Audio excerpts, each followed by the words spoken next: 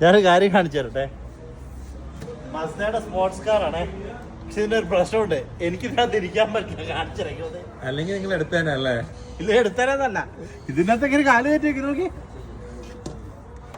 നിങ്ങൾക്ക് പറ്റിയ വണ്ടിയല്ല ഇത്.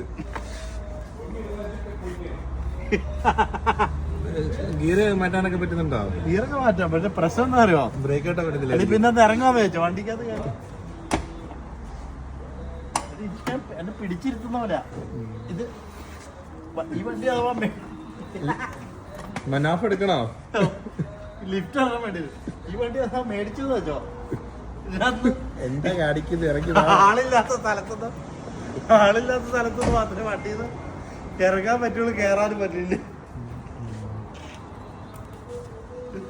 എന്റെ പൊന്നളിയാ ശരിക്കും പറഞ്ഞ